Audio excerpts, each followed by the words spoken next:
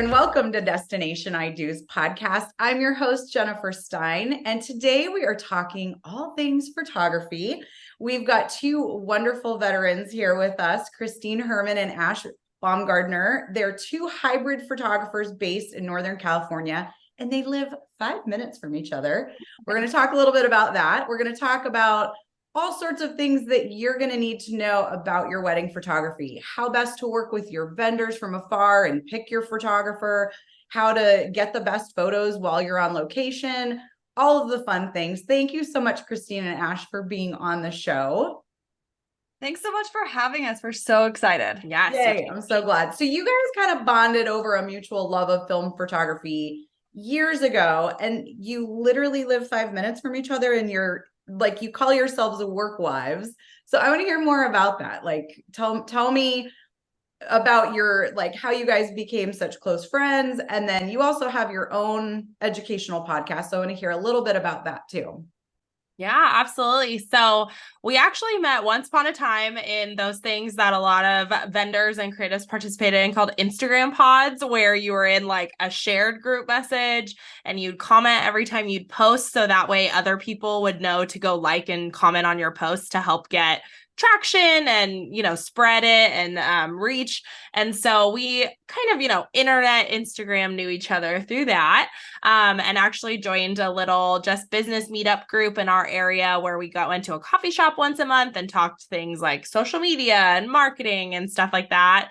That group slowly dwindled to just us. Yep. And at the end of the day, when I bought a film camera, I hired Kristine to do a one-on-one mentorship and teach me all things film. And we just stayed really good friends since then. I love it. So now you guys say you're hybrid photographers. Can you explain what that means?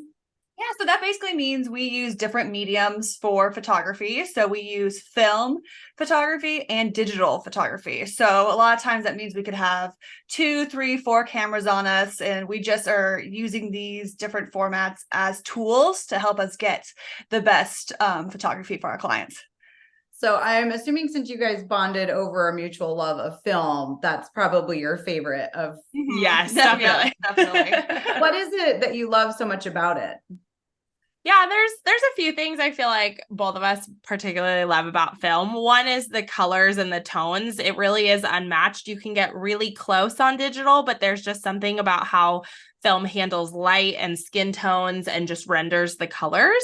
And then the other part of it is the process. It's just a different shooting experience. It takes a different skill set and knowledge set to know you're taking the photo when you only have 16 or 36 frames on a roll. You have to be a lot more intentional and a lot more confident in the photos you're taking. And I feel like we both, one, enjoy that slightly slower experience and also take pride in like knowing we know our stuff when we're taking those photos as well. And I just think with film, it's so timeless and romantic. It's just going to really stand the test of time when we're looking, 50 years from now, and we're like, oh, these are just beautiful images. So we really love that. And of course, it also slows us down, like Ashley's talking about. And like when we're only having 16 photos, we know what we want. And I think that adds to our clients' experience because we're not just out there shooting for forever, and we're letting them actually be a part of their wedding, and we're getting those beautiful photos and then letting them enjoy their day.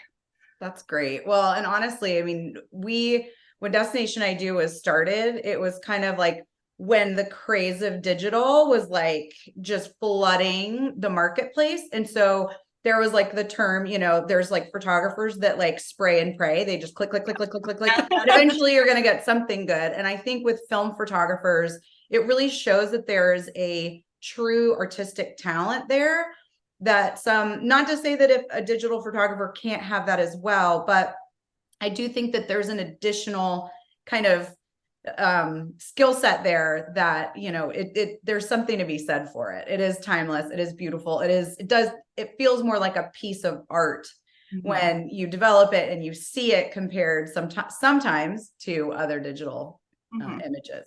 So let's talk my favorite subject, destination weddings.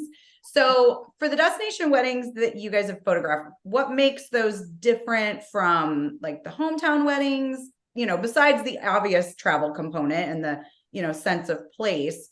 is it the energy? Is it the vibe? Like, what do you think is different about destination weddings for you as photographers compared to hometown weddings? So I think really what the main thing is when we're going to destination weddings, a lot of times that's going to be a multiple day affair. So it's a little bit more intimate for us to getting to know all the people who are coming, who are important to your wedding. And it's just is like so much more fun. People are just so much more intuitive to like what's happening on the day and like really like get to know us, which is super fun. And it's just a great experience versus like say you have a wedding that's like an hour away and then your all your friends come and leave the same day. It's just just like a vacation for everybody, right? That's coming to your wedding. No. Yeah, I think Oh, sorry, go ahead. there's something to be said for, it's usually you as the couple and you as your guests are making a trip and an experience out of it. It's not just the 8 hours that the photographer's there on the wedding day. It's truly a multi-day experience. And that just brings like a sense of ease. I mean, it's the same way even when couples have a wedding and like their guests get like all stay at the same property or even just the same hotel. Like you're so much more relaxed. You're not thinking, oh, I can't have another cocktail, I have to drive home, or there's all those elements that just go into, I feel like, even the guests having a great time, which then the couple is excited about because they spent all this time and money planning a wedding and they want their people to have a good time. They are having those same thoughts of like, we're here, it's all taken care of, we're all in one place. And so they can truly relax too. And that's just a lot more fun, I feel like, for us to photograph. Yeah, so much more. Just going to get all those wonderful images when you're actually enjoying and everyone else is enjoying the day. Well, and I would think this would create opportunity for you all to experience different destinations. Do you ever kind of tag on a couple extra days so that you can like experience? Do you get there like quite a bit earlier than everyone else? Like what's your, because I know, I mean, let's get real right now. Like if you're doing a destination wedding, I always tell people you need to get there like a few days before your wedding day. Definitely, just get there, get settled, because travel delays, canceled flights, like things like that can happen. So what's typically your rule of thumb as far as like getting there? Do you typically like 2 days before, 1 day before? What's your rule? So usually about 2 days before is going to be like, I want to arrive 2 days before the wedding. So say if you have like rehearsal coverage or something, or just waiting for the wedding day, then that next day can be just scouting the area. I've had like weddings where I had to even come earlier because I've had flights cancel on me. So I'm like, all right, what's even better? I'm just going to book the flight earlier the day before because I need to make sure I'm making it at a certain time. So definitely at least 2 days beforehand. Yeah. And then in terms of staying like a little bit after, it really depends on what our schedule's like. Yeah, I will say,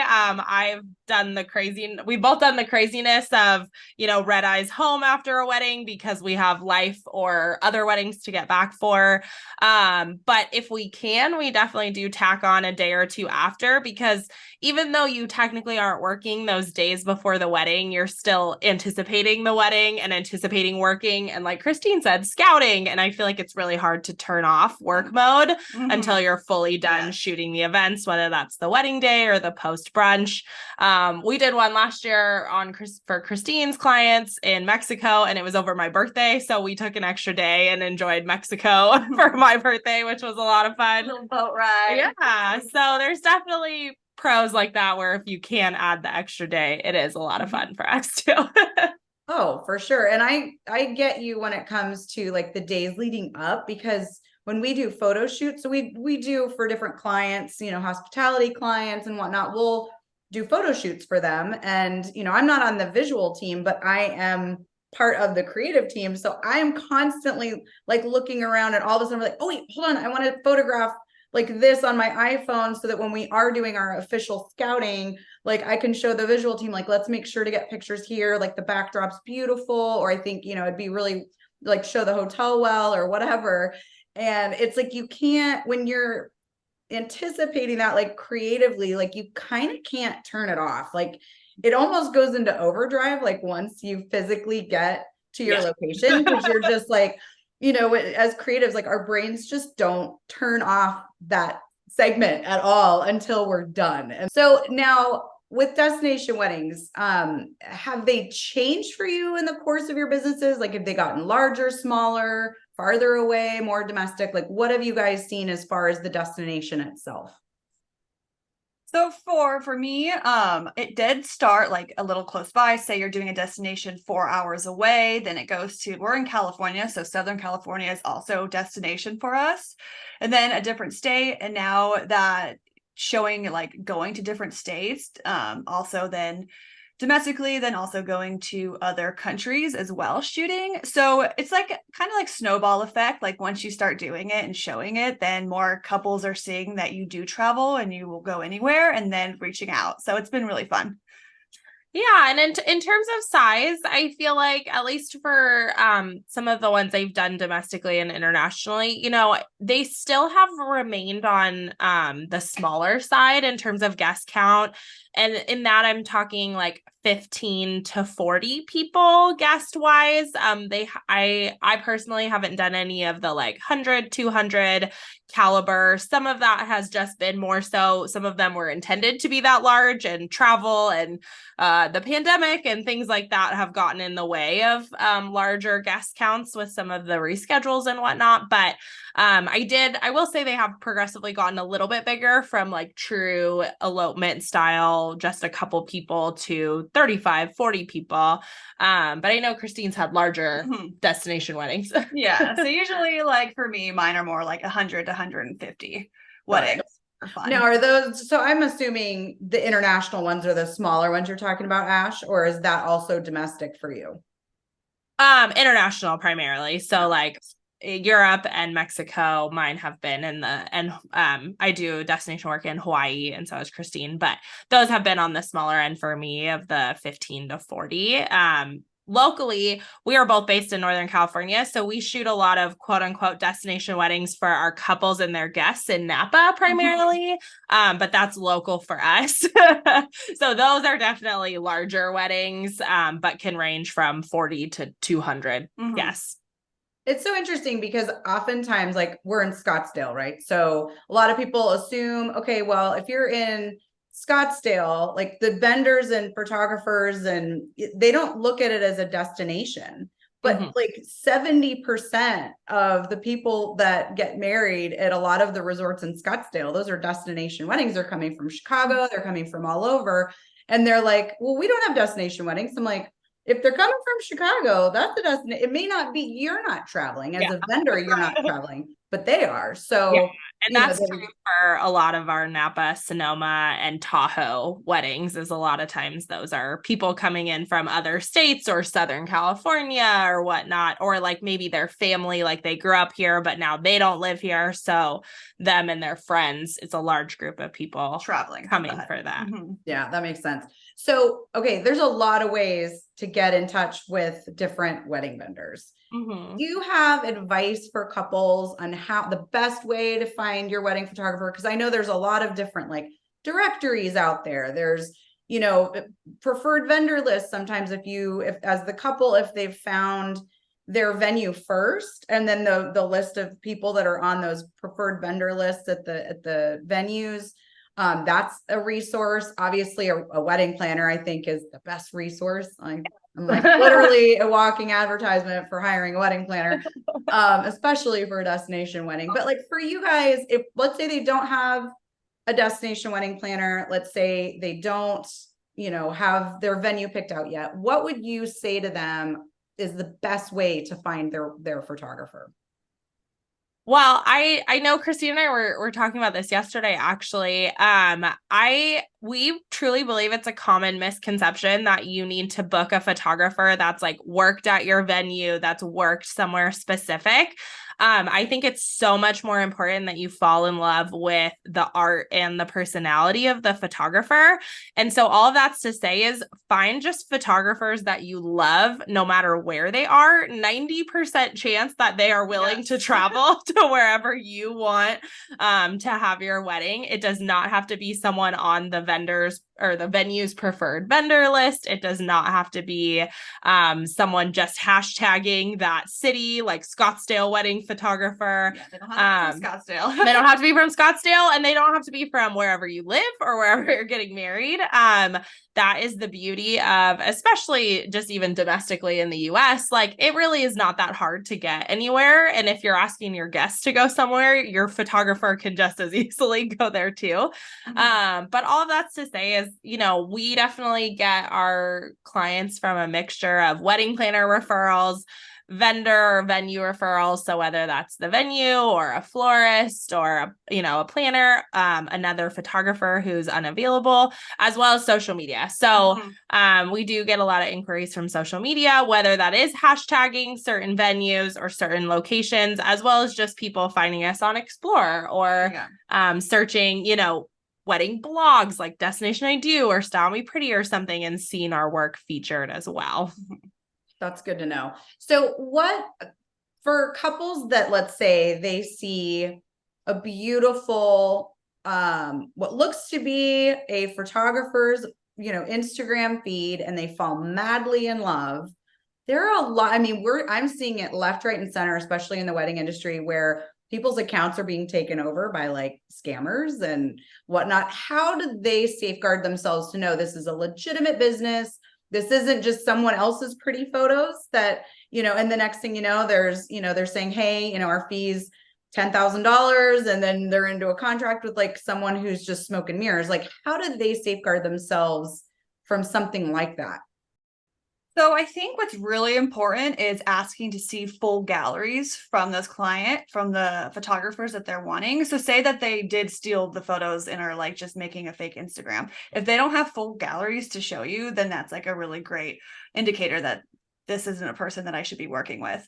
So what I do a lot is right away when people are inquiring with me is I send my full galleries over to them, because that's going to really show you how that full day is going to look like, and if you're going to like how everything's going to display, because that's really important. Like we said earlier, was you really need to make sure that you're in love with those photos. So not just a few Instagram photos, but the full gallery. I was like, just like even our friends and family, like social media is the best of the best, and not every moment of the wedding day is a beautiful location, is an ideal lighting situation, is perfectly not chaos as we are all, paint the picture to be on the internet. And so those full galleries really show you too, like, maybe a venue has beautiful ceremony light, but the reception was kind of rough. And then you're going to see what that really looks like being photographed, not just a styled shoot where they planned each portrait at a specific time to have the best light, the best look, and all of that.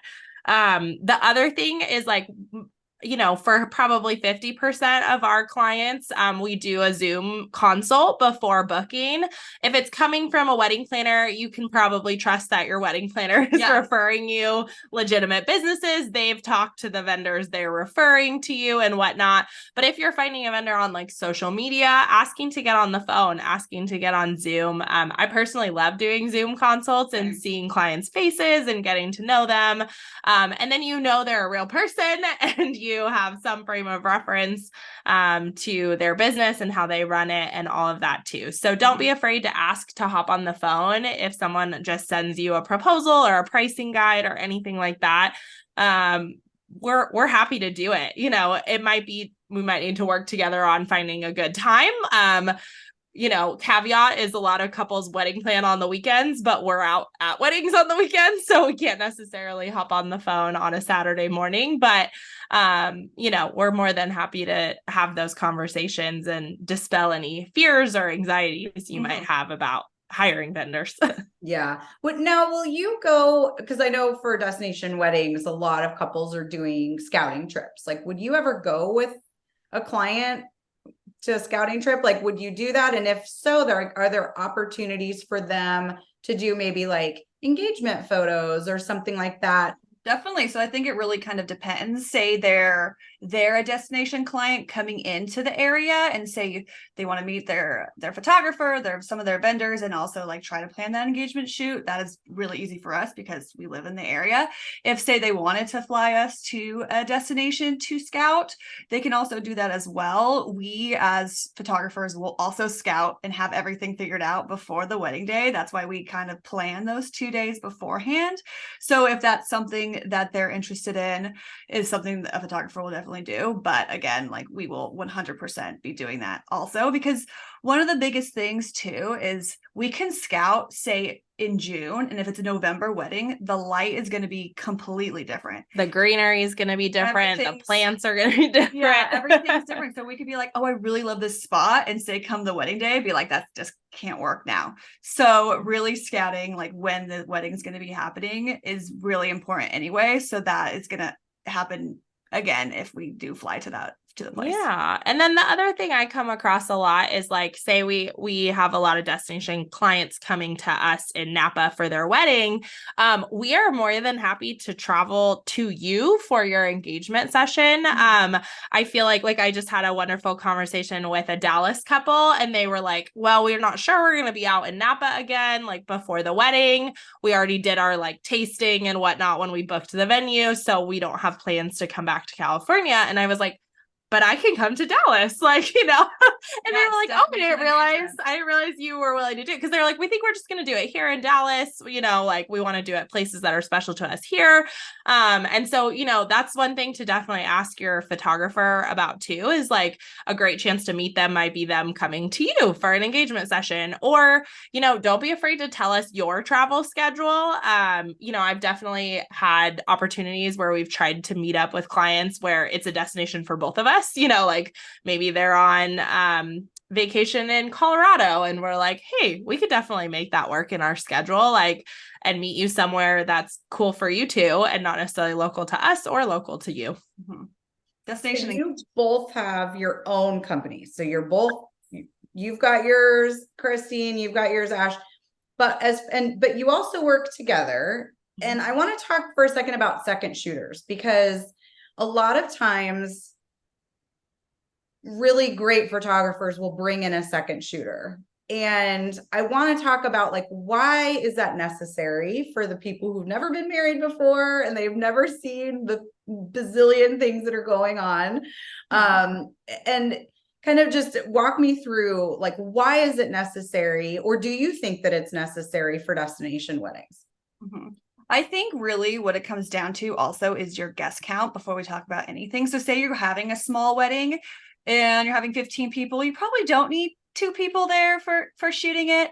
But like when things get a little bit bigger and you're having a bigger guest count, I feel like second shooters, one, are going to be there to help the photographer make sure everything's going well, the main photographer, and also just making sure to capture all the moments that are happening, because we can't be at 2 places at once. And like, say they're taking photos of the couple, we're taking photos of the couple, then the second can be back with the guests, capturing them having a great time, and just really telling that full story that we want for our couples to see the whole weekend happening. So I definitely love having a second. Yeah, I always tell couples there's absolutely no downside to having a second photographer. You get more photos, you get more angles, you get more moments, you get more pictures of the people. It's always a priority, I think, to both of us that you walk away with a wedding album that's not just a bunch of pictures of you, but also the people you invited to come celebrate with you. And that extends beyond just the immediate family and the wedding party as well.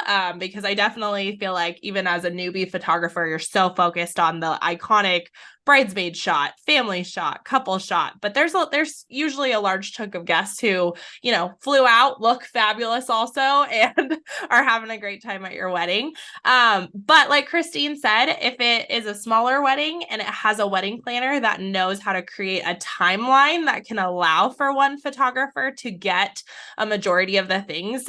So like that comes down to like getting ready, if it's timed right for the photographer to go both to either partner who's getting married, or things like that. Because if you're getting ready at separate locations and those are happening at the same time, and there's not time to, adjust that, then a second photographer might be necessary if those photos are important to you. So really having a planner that has a good understanding of photography timelines and all of that is really important if you are going to go with an individual shooter. I know we've both done destination weddings solo and with second shooters, depending on the size, the caliber of the event, the level of detail in the design, as well as the number of events too. Or for instance, I just did one in Hawaii and I had a second for the main wedding day, but I shot 2 pre-wedding events and a post-wedding shoot. And that was just me solo because I didn't feel like those were the same caliber as a full wedding day and all the components of a wedding day too. Well, and you want to think also, I mean, couples are putting so much thought and intention behind the details. There's so much, I mean, today's destination wedding is not like the package deal where it's like you get your photographer and your bouquet and your cake and your champagne toast and you're going to walk down the same aisle that like 50,000 other people have walked down. Like those things happen, but the majority of weddings now are just laden with personalized detail. And so when you have that second photographer, that second shooter, it allows for all of those elements. Not to say that if you have one photographer, those aren't going to get captured. They will, but it allows probably more time to really dig into that and like get every single little thing. Absolutely. Like one of my Mexico weddings, when Ashley was seconding for me, I was taking family photos, and then the time frame between them having the brunch and everything was extremely short, so I could not do both at the same time. So I wouldn't have been able to get the beautiful detail shots of them on the beach. So I was able to have her go down and take some if I had no time. Ooh.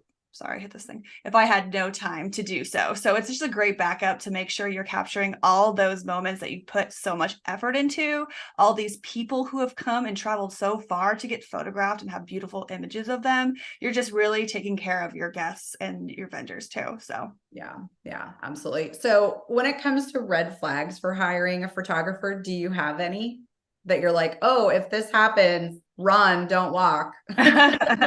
Yeah, we were discussing this yesterday and we couldn't come up with too many, but maybe that's because we pride ourselves on not being red flags. So like beige flags. Beige flags, yeah. What about beige flags? Yeah, exactly.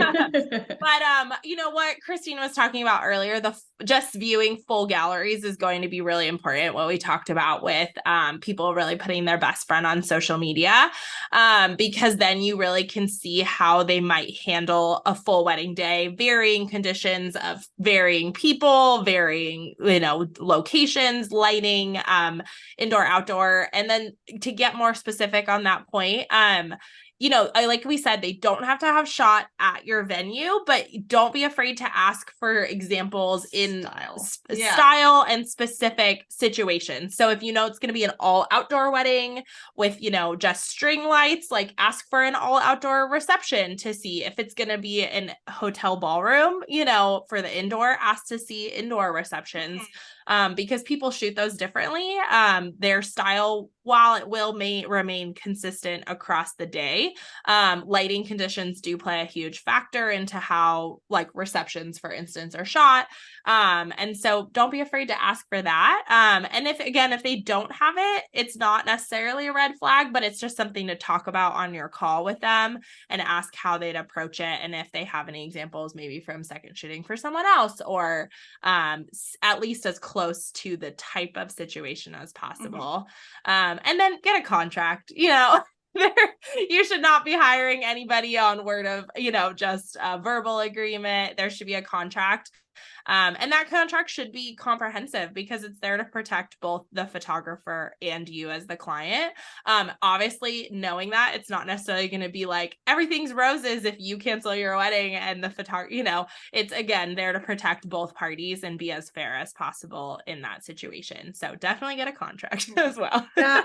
Contracts are, they're tricky because I think sometimes, depending on the vendor and whatnot, I think sometimes like a contract should be there to protect both parties. And I think what happens is not everyone, but I think there's become a bit of distrust in some of the contract creation because, you know, sometimes, and it totally depends on like what people have experienced, right? Like they may have had a situation where things went sideways. And so their contract is like really like kind of sides with them and like you're left out to dry. So read and also read the contract. Like don't just look for the contract, but like read it and make sure that, I mean, the vendor should be protected in it. That's kind of the purpose of the contract, is to make sure that they don't have a bunch of couples signing up, you know, reserving dates and then canceling on them, you know, a week before, and they lost out on 10 other weddings that they could have used, you know, had that for that weekend. So it's like it needs to protect both parties is all I'm saying, and to make sure listeners read your contracts.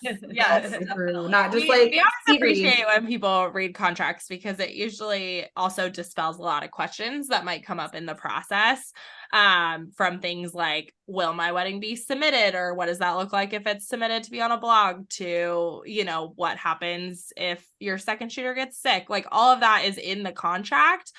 We can obviously have lengthy conversations to answer those questions, but they usually dispel a lot of the anxieties you might have about contingency plans and all of that, because we lay it all out in the contract. That's really, really good. Okay. I'm going to take this as an opportunity really quick to just pause for a commercial break. So give us a minute and we'll be back.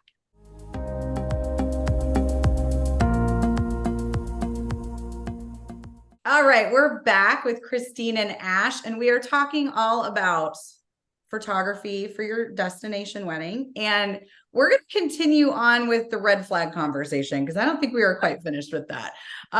So you had a few other ones that you wanted to point out. So feel free to take it away.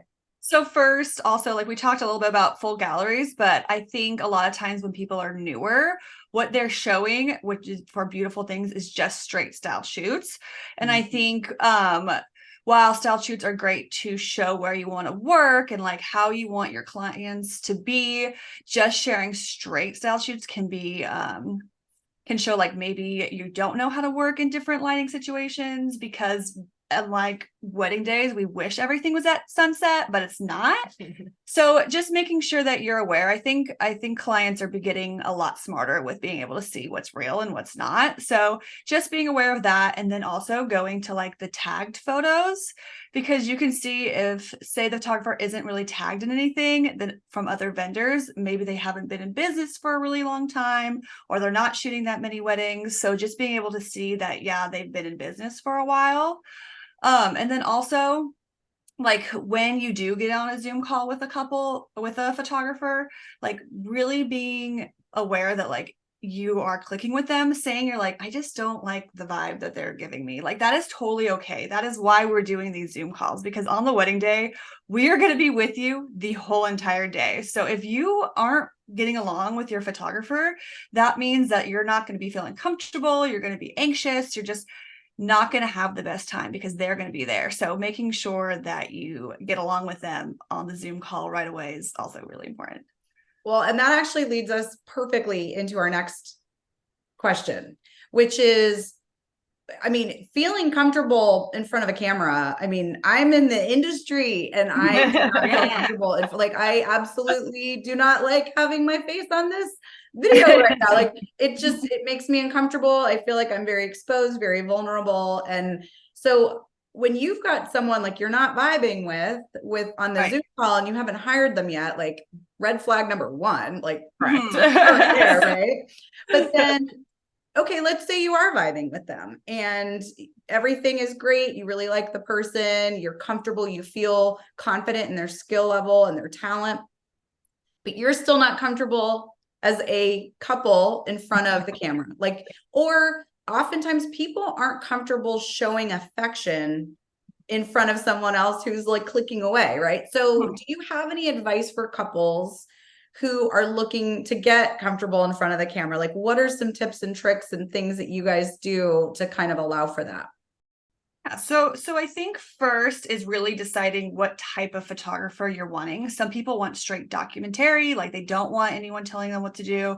But if you're a client, like for me, I do like to direct a little bit. So I like to call it more like a director, where it's like gentle guidance with the couple. So we're getting like you to connect with each other versus just, maybe like letting you do your own thing. So we are going to be like talking to you behind the camera. And these are all things that you need to be asking your photographer, like, how do you do this? Because everyone's different. Every photographer is going to be different. So if you want someone to help guide you, then asking that and them telling you how they're going to be doing that is going to be really important to make sure you're comfortable. Them like, I think for me, what I really love with the couples is it's going to be like an added fun time with sunset and everything, because we're literally just laughing, having a good time, and we're taking photos in between versus it being more stale and stagnant. So I think that's what a lot of couples are thinking. They're like, I don't want this to be awkward and boring. There's just I'm just making out in front of a third wheel. Right. We are third wheeling the whole day. But we are here for it. Yeah, Okay, that could be your next like business name, the third wheels. The third wheels, yes. Yeah, and then like we said, the Zoom call, I mean, one, that's a great first step of, like we said, we both prefer Zoom to like even just the phone call, because seeing face to face, seeing body language and all of that really helps you connect with someone a lot more. Part two for me is like, I really do encourage and do with most of my clients engagement sessions, because that is just a great chance to get to hang out with your photographer, get to know them, they get to know you. I always say they get to know your like couple style, like, are you overly PDA? Are you more reserved and just prefer to hold hands? Like, do you want to kiss in a public place while we're taking engagement photos in front of the Golden Gate Bridge and there's, tourists right over there? Or would you prefer somewhere a little more quiet and intimate? And that gives us a lot of clues into how to approach your wedding day too, because we know like, hey, we're not going to be like kiss in front of all your wedding party or your parents or anything like that. Or we know that, hey, you're like, my brother-in-law is getting married this year and I did their engagement photos. They are super cuddly. Like, I don't even have to tell them to do something cute and they'll do something cute, versus I have couples where I need to be like, okay, now grab her arm, rest your head, like one another. Yeah. Yeah. And so I feel like an engagement session is just such a great trial run that really gives us as photographers so much insight into how you two interact as a couple, that we then know like how much to direct you on the wedding day. Do you need a lot? Do you need a little? As well as like what's flattering for you as a couple too. And I feel like it builds the trust. I know we were talking about this yesterday, like trust is really the foundation of all of that. The more you trust the photographer, the more you're going to be less concerned with what we're doing on the wedding day and more present. Yeah. And the more present you are, the better the photos are going to be, hands down. Like that is by far the best fast track to having great photos, is you having a great time at your wedding, and not being concerned about, is this my good side? Is this the best angle? Do I need to tilt my chin down? Where do I hold the flowers? Does my arm look weird? Like all of those questions go through all of our heads. But I always say like, we're not going to say something looks bad, but we'll direct you into something else if we want to get a more flattering angle. We'll take care of that. That's on us as professionals. The more you trust us to take a good photo, the better the photo will be. Yeah, that's absolutely true. And I feel like trusting vendors in general, like I notice couples that have the hardest time letting go and enjoying their wedding day are the ones that are trying to micromanage everyone. Correct. And it's like, here's the thing, like, I'm not going to tell my cardiologist or my surgeon how to do their job, right? Like I went to school, like they are not a professional photographer or a professional florist or wedding planner. And I think one of the things that's kind of tricky about being in the service industry is that there is some of that. They're like, well, I'm paying for this and therefore I'm going to tell you how to do it. And it's like, but you also hired this person because you loved their aesthetic. You loved their vibe. Like you got to just like let go and let it go. I'm a daughter or a mother, so like, I'm not going to sing any Frozen songs, but like, I kind of feel like people need to let it go. And you will, as a couple on your wedding day, you will feel like a guest at your own wedding if you allow the people you hired to do what you hired them to do. 100%. And everyone's going to be happier. Like if you're sitting there counting the number of, peonies in your bouquet and like, micromanaging all the things, then no one's going to enjoy themselves, especially your guests, because I feel like the couple always sets the tone for how other people enjoy the event. And so it's like, if they can just trust in your process and trust that they've hired the right person, their photos will reflect that and they will be better versus someone like, well, don't you think it should be from this angle and blah, blah, blah. Like, you're, as a creative, I would think that would just shut me down if I had someone like that. So you guys probably have to like decide on who you even work with, right? Like, are there ever times where you interview with a couple and you're like, this isn't the right event for us? Like, what do you do in those situations? A lot of times I feel like when that is happening, I've had times where I had to literally be like, this is just not going to work. Like, you're going to be putting these stipulations on me. I have to like protect myself and my business and my art, and be like, if you're going to put these stipulations on me before the wedding day that are just not in line with who I am, like, I'm not going to be able to make you happy after the wedding day. So I have had to do that a couple of times, but luckily a lot of times, not often. And I think a lot of times, like, when you do put those lines down, I think everyone who's there is kind of aware, right? Like, everyone's like, okay, this isn't a good fit for me either. Yeah. So they'll find someone else who is, which is fine. Yeah, I totally agree. I at the end of the day, if they're asking for something and in the initial call and you're like, that is just not how I run a wedding, that's not how I operate a business, like, we're always more than happy to refer someone else that might be a good fit. Now, if they become a little type A and high maintenance throughout the process of leading up to the wedding, I feel like I think we both do like final calls before the wedding, like a Zoom call to go over final details. And I feel like for me, I just really reiterate the like, we've done the work, we've put in the prep.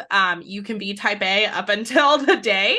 Something will go wrong on your wedding day. It'll be little, we'll laugh it off, and then the rest of the day will be perfect. And then really reiterating, the more present you are, the more trust you have in your team. We have your best interests at heart on the wedding day, the better time you'll have and the better the photos will be. And honestly, like, I say that and I say it again the morning of the wedding, because you really have to drill it into those type A people who do want to micromanage. And I feel like any vendor can do that and just be like, hey, like, I'm happy to do all these calls before the wedding day, but like, once we're there, just trust me, I got you. I know we've both had the pleasure of photographing wedding vendors' weddings, whether that's been planners or photographers, and all of that. And it has been fun. And you can tell the struggle in their mind of like, they want to control things and all of that. But it is so fun when they just let go and go, I trust you, and all of that too. Yeah, I do think wedding professionals, their own weddings, I feel like they're in a whole category on their own. Yeah, they are its own podcast.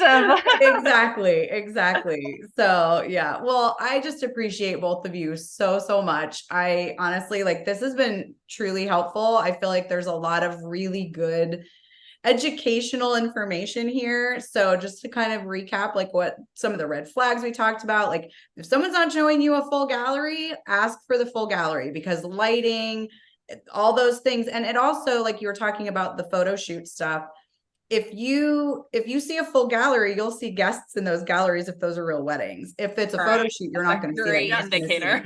Yes. I mean, they could always say, oh, it was an elopement, but like, cocktail hour. Yeah, exactly. Toast at the reception.